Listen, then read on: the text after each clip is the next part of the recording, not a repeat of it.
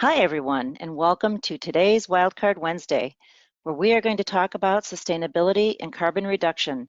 How green can you go? And also, did you know that today is World Health Day, which is perfect timing, as World Health Day aims to draw attention to major global health concerns going on in our world each year. And this year's theme is building a fairer, healthier world.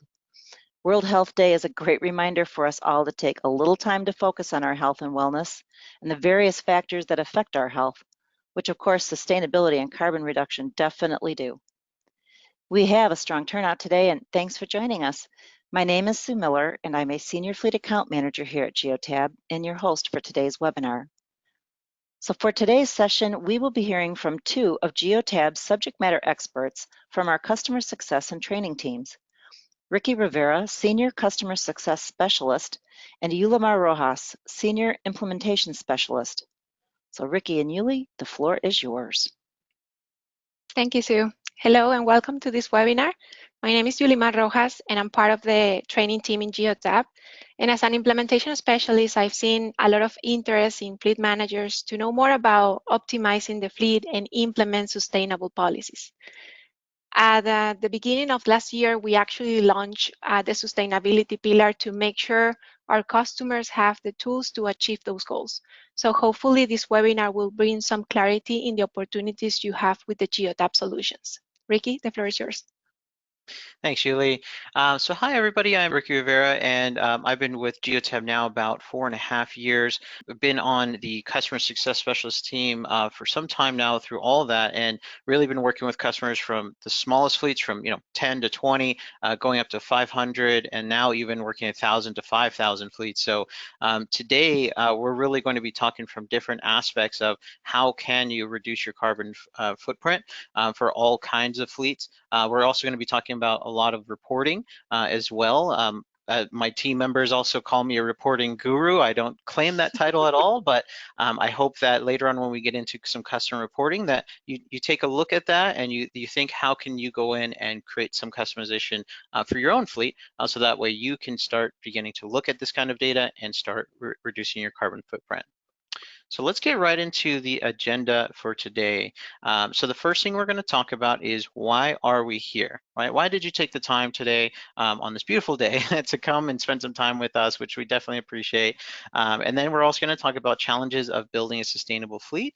And at the end here, we're going to look at telematics and sustainability. That's where we're going to look at some reporting and customization as well. From there, let's go ahead and talk about why are we here. So everyone on here, I'm sure, understands and feels that there's a lot of vehicles out there on the road, of course, millions upon millions of vehicles on the road, okay? There's an estimation, U.S. Energy Information Admin said that in 2019, there was 142 billion gallons of gasoline burned.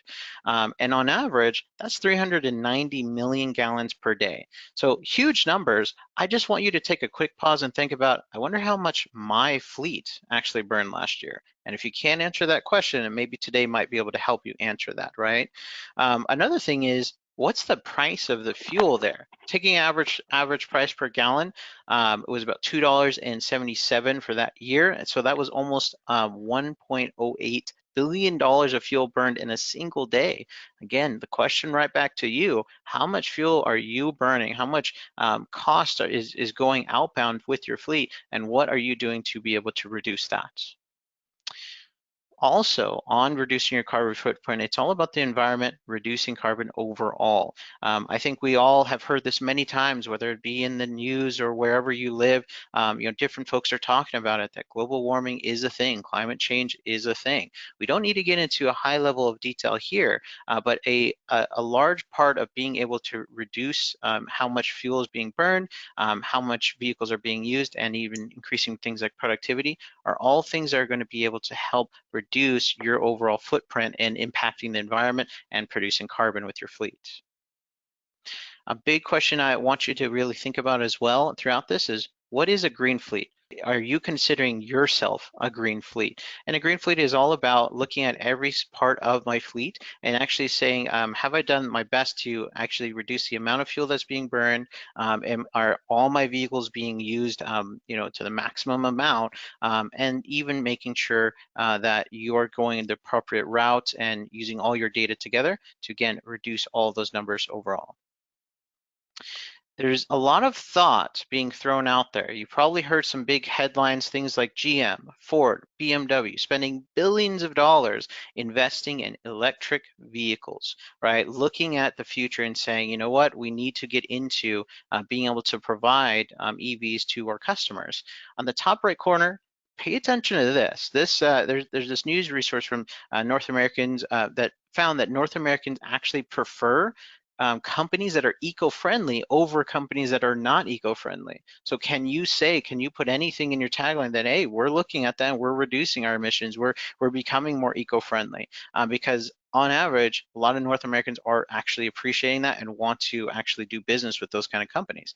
And then on a more country kind of scale, from Quebec to USA, they're making a huge investments towards hybrid and electric vehicles overall.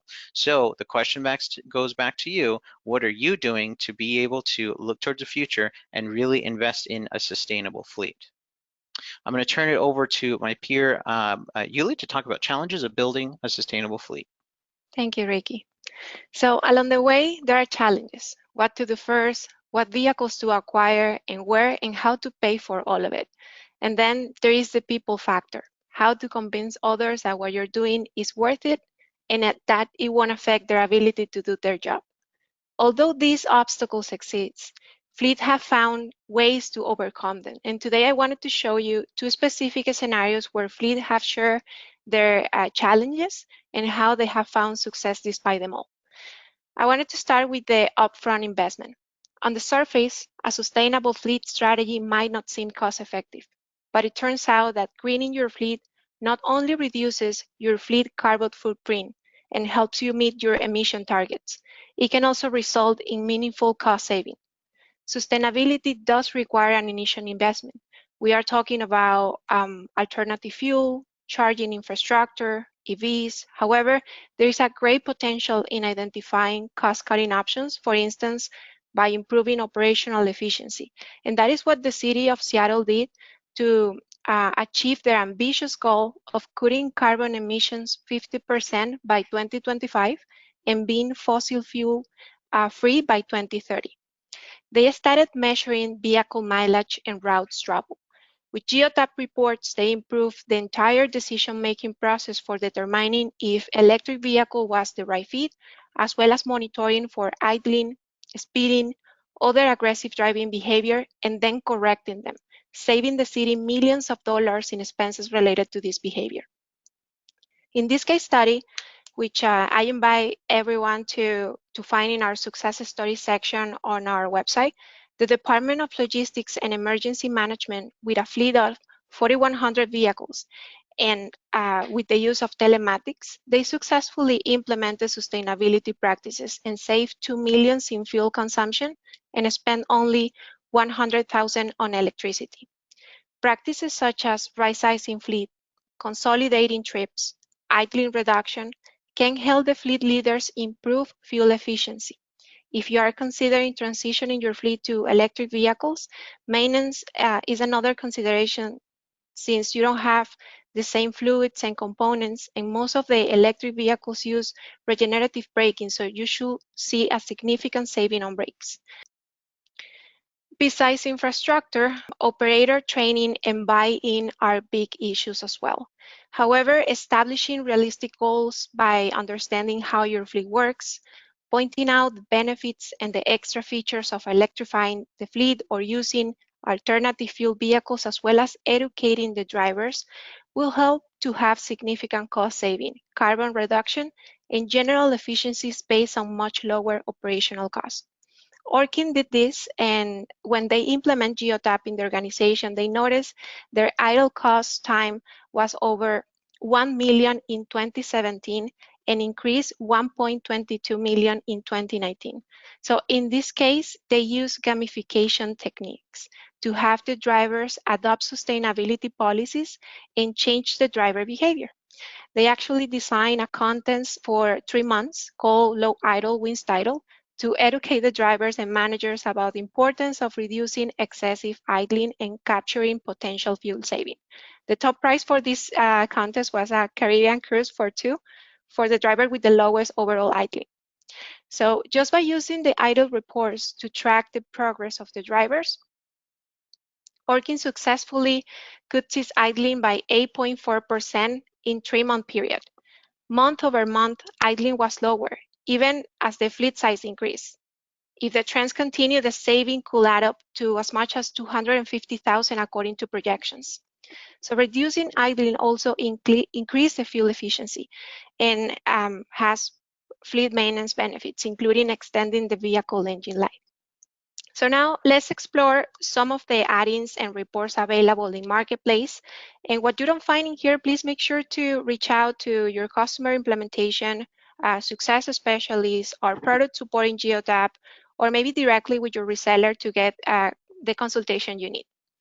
So where to start, what to measure, and how to measure. Telematics offer a variety of tools and reports to help companies build a fleet sustainability strategy to meet green fleet goals, such as reducing idling and a non-productive driving, lower CO2 emissions, route planning, vehicle maintenance, and of course, electrification and EV fleet management. In the next slide, I want to show you the Green Fleet Dashboard.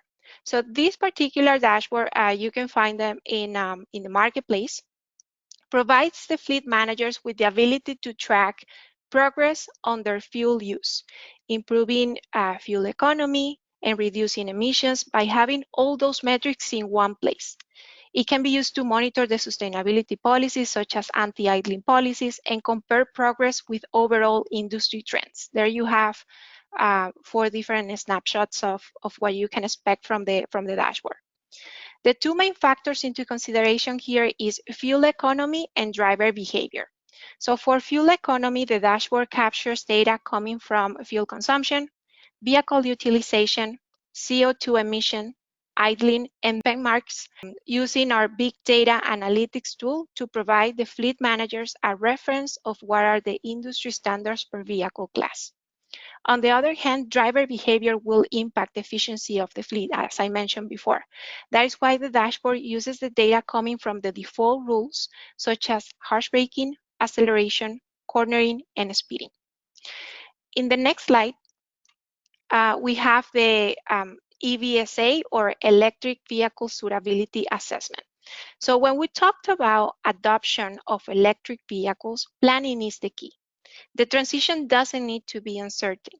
In Geotab, once we gather from 1 to 3 months of data, taking into consideration different parameters of the fleet, with the use of this particular tool, you can get the information you need to determine if your fleet could work with EVs or electric vehicles. Geotab has the largest data set for electric vehicle performance, so we can make recommendations on electric vehicles and build the plan to electrify your fleet. Some of those benefits are identifying the best candidates for EVs replacement based on actual driving profiles and real-world EV performance data. Learn which EVs makes the most financial sense with the lifetime cost saving analysis. Understand how much your fleet can reduce CO2 emissions and fuel consumption. Ensure EVs have the range performance you require, even in extreme weather conditions. And assess multiple electrification scenarios specific to your business and access those assessments whenever you want. And that is actually what Natural Resources Canada did. Initially, they analyzed 270 light-duty vehicles consisting of sedans, SUVs, and trucks. Of those 270 vehicles, 157 were identified as suitable for their replacement with lower carbon alternative vehicles. The report identified opportunities that if fully implemented, could result in a potential saving of 1.3 million across the lifetime of the new fleet and a reduction in greenhouse gas emissions by 30%.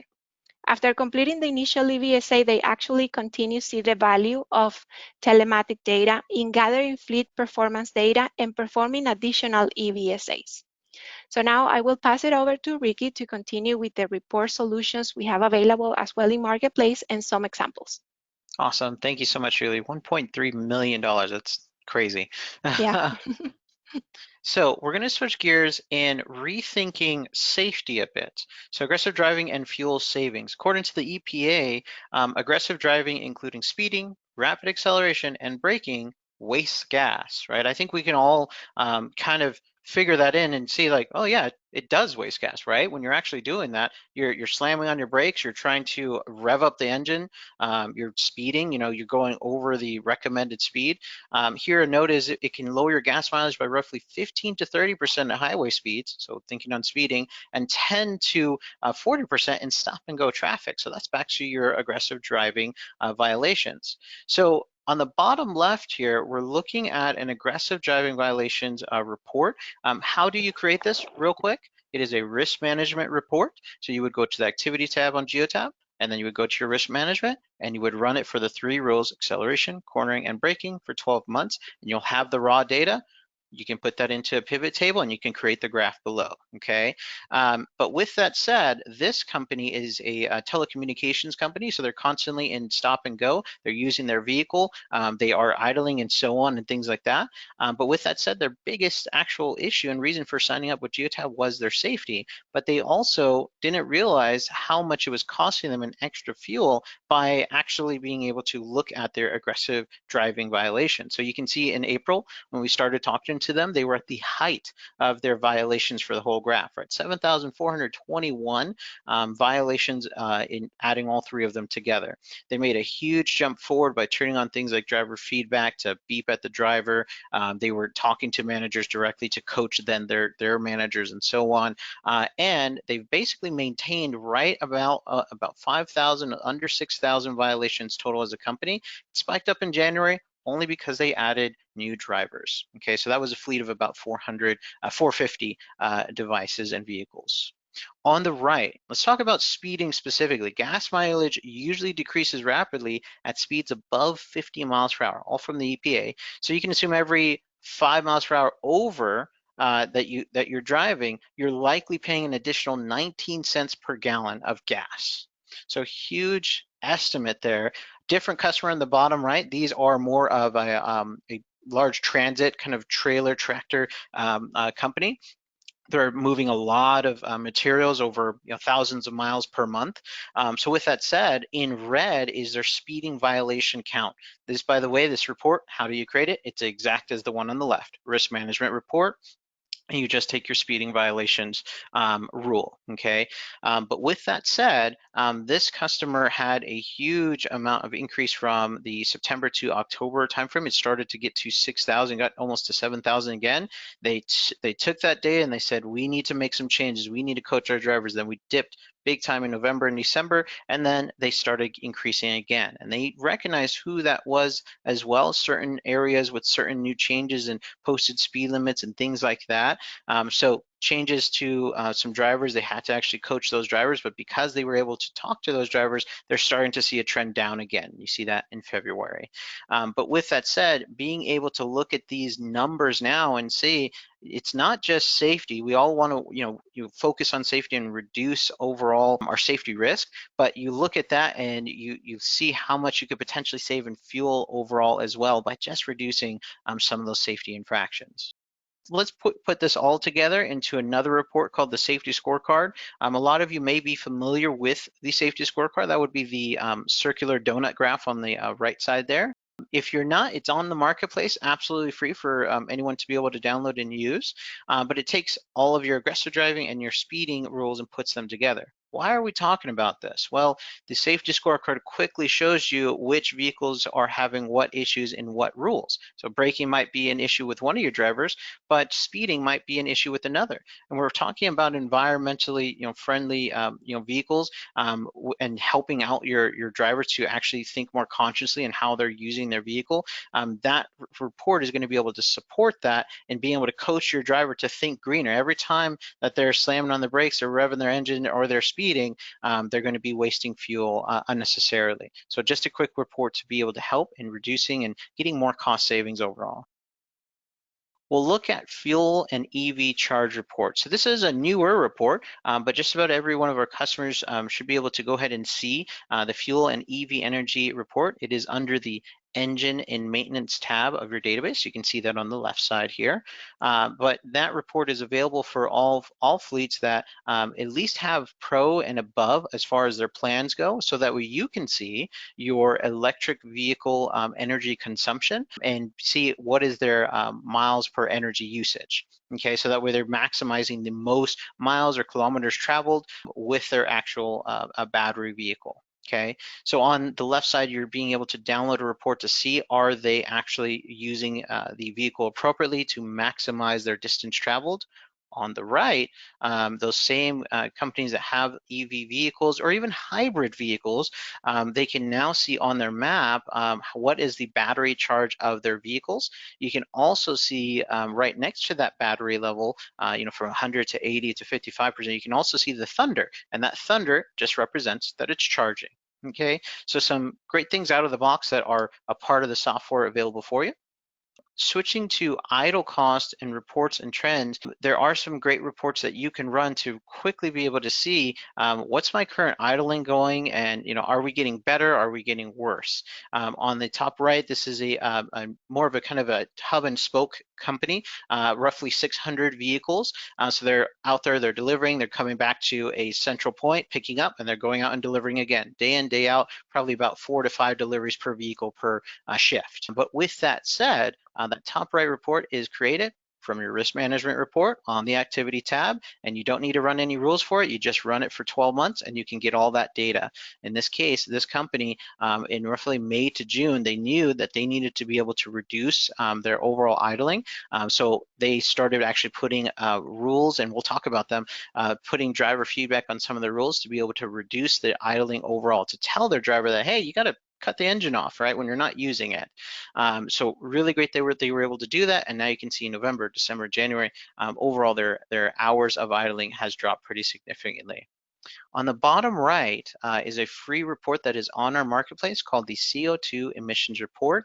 It's a report that allows you to quickly see which vehicles are actually producing the most CO2. It takes a number of estimations and so on to be able to show that. But the great thing about that, again, is you can kind of see which groups of vehicles, which class of vehicles are kind of actually going out there and shelling out the most CO2 out into the environment. With that said, a couple of customers really love being able to pull this report so that way they can say, hey, we've reduced our CO2 emissions footprint overall, so that way we can actually say that in our company headline. We talked about earlier how customers lately, as of late, are choosing more eco-friendly brands, right? So how great would it be able to literally have the data to point out and say, hey, this is our CO2 emissions from 2019, 2020, and here's our 2021 going forward, and we've reduced it by 10, 20, 30%. And a report like that will be able to help you visually see that. Idle exceptions and zone customization. So these are rules that are already a part of the database. Any company can actually use this as long as they are on base mode plan, because essentially we just need to detect if the vehicle's on and moving.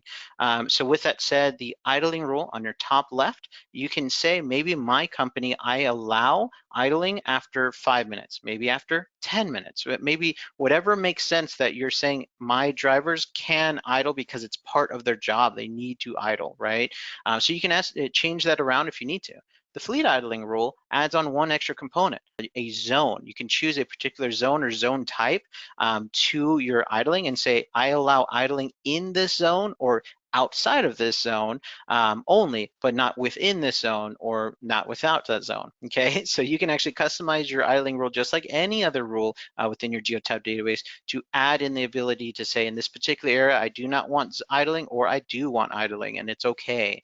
On the right is just a picture of a company that chose to say, in zone 3 here, I'm okay with idling. It's okay if they idle because they have to load up their gear. They got to keep the food fresh within their vehicle and so on. So they cannot cut off the engine. But if they're idling anywhere outside of that, they wanted to know about that. So that's where fleet idling would be a great rule to be able to use. And remember, on both of those rules, you can turn on driver feedback to make the device beep at your driver to basically tell them to cut off the engine. Okay, and therefore you can actually start seeing a reduction in idling numbers overall.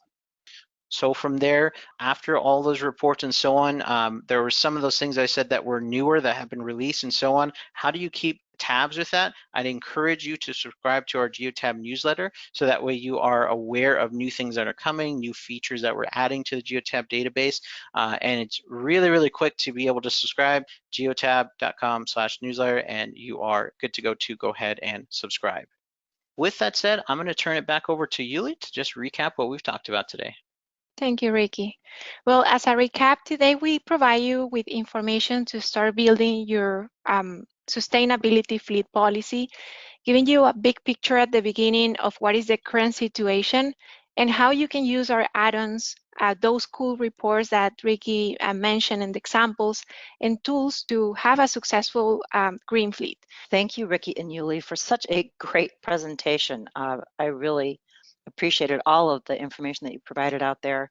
So the question that I'm not going to answer, I turn this over to both of you, is can you give me an example of how one of the customers utilized the reports you mentioned in their fleet? Yeah, I can jump in on that. I have a company that, again, it's kind of like a hub and spoke. So they actually go to a particular warehouse and they pick up their materials, and then they go and deliver those day in, day out, day in, day out. And the problem was they didn't have any kind of way of actually tracking their idling before. So they actually used the idle trend report, the one that I actually displayed up there, to be able to see, okay, what is my idling right now?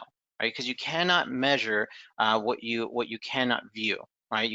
If you don't see it, then there's no way to manage it, right? So they were able to first go ahead and pull that kind of report, and then they recognized who are our worst performing idlers and why are they idling so high. So they changed the report from a whole company view to being an individual vehicle, individual driver report.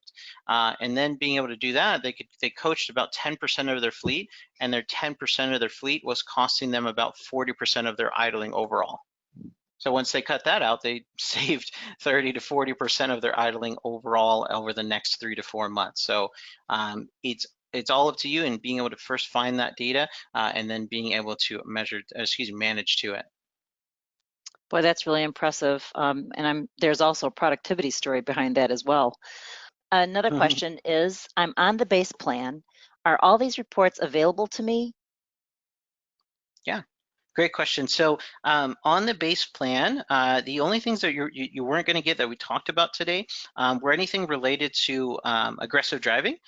So the aggressive driving requires a pro plan and above because it also includes the ability to have the accelerometer in the Geotab unit detect, hey, did I turn very hard left or hard right, or did I slam my brakes, and so on there. So it would be that for that report that I showed earlier, you wouldn't be able to get the data from that.